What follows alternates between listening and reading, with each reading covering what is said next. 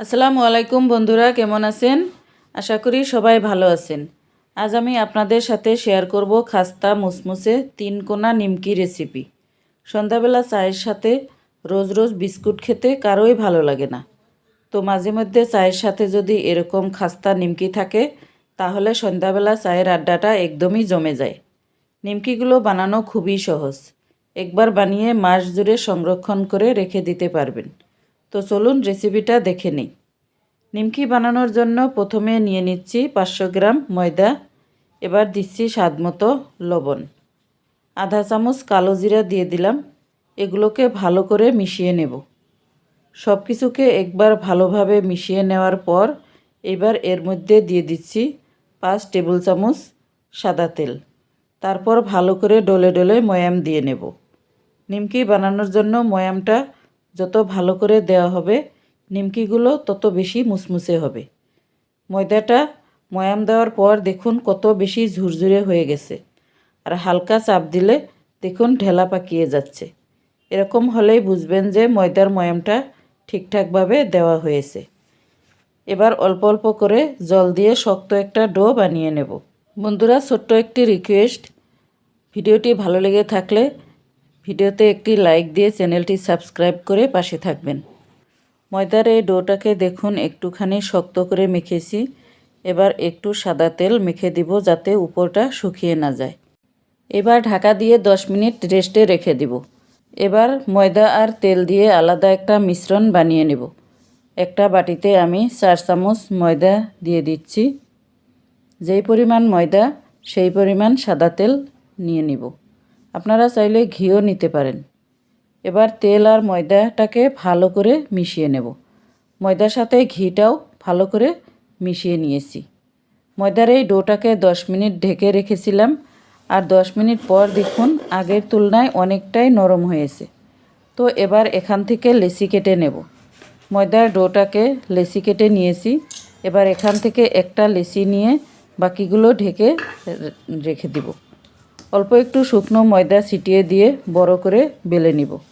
বন্ধুরা, ছোট্ট একটি রিকোয়েস্ট, ভিডিওতে একটি লাইক দিয়ে চ্যানেলটি সাবস্ক্রাইব করে পাশে থাকবেন। রুটিটা একদম পাতলা করে আর বড় করে বেলে নিয়েছি। এবার রুটির উপরে আমি যে আগে থেকে তেল আর ময়দার মিশ্রণটা বানিয়ে রেখেছিলাম ওটা লাগিয়ে নেব। মিশ্রণটা খুব ভালো করে রুটিটার উপরে লাগিয়ে নিয়েছি। এখন একদিক থেকে এরকম রোল করে নেব। একটু টাইট করে রোল করে নেব। রুটিটাকে রোল করে নিয়েছি। এবার হালকা একটু লম্বা করে নেব। এবার চাকু দিয়ে লেচি কেটে নেব। এবার এখান থেকে একটি লেচি নিয়ে বেলে নিব। অল্প একটু ময়দা দিয়ে বেলে নিচ্ছি। এই রুটিটাকেও পাতলা করে বেলে নিয়েছি। এবার এর উপরেও এই মিশ্রণটা দিয়ে দিচ্ছি। এবার একদিক থেকে এরকম ভাঁজ করে দিচ্ছি, এদিকটা হালকা একটু চেপে দিচ্ছি। এরকমভাবে এই মিশ্রণটা এর উপর লাগিয়ে দিচ্ছি। এবার এই দিক থেকে ভাঁজ করে দিচ্ছি, হাত দিয়ে একটু চেপে দিচ্ছি। নিমকিটাকে হালকা হাতে বেলে একটু বড় করে নিচ্ছি। এবার এই নিমকিটা ভাজার সময় যাতে ফুলে না যায় তার জন্য একটি কাঁটা চামচ দিয়ে এইভাবে ফুটো ফুটো করে দিচ্ছি। তাহলে তেলে দিলে আর ফুলে যাবে না। অপর পাশটা ফুটো করে দিতে হবে। এই যে দেখুন একটা নিমকি আমার বানানো হয়ে গেছে। এইভাবে আমি সবগুলো নিমকি বানিয়ে নিব। সবগুলো বানিয়ে নিয়েছি। এবার নিমকিগুলো ভেজে নিতে হবে। নিমকি ভাজার জন্য তেল হালকা গরম করে নিয়েছি। এই নিমকিগুলো দিয়ে দিব, আর হালকা গরম তেলেই কিন্তু নিমকিগুলো দিয়ে দিতে হবে। লো টু মিডিয়াম আঁচে ভেজে নিতে হবে। হাই ফ্লেমে ভাজলে নিমকির লেয়ারগুলো ছাড়বে না। দেখতেই পাচ্ছেন নিমকির লেয়ারগুলো কি সুন্দরভাবে খুলে যাচ্ছে।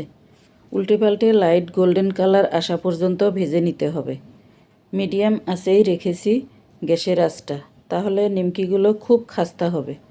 নিমকির কালারটা খুব সুন্দর এসেছে। এবার নিমকিগুলো তেল ঝরিয়ে উঠিয়ে নেব।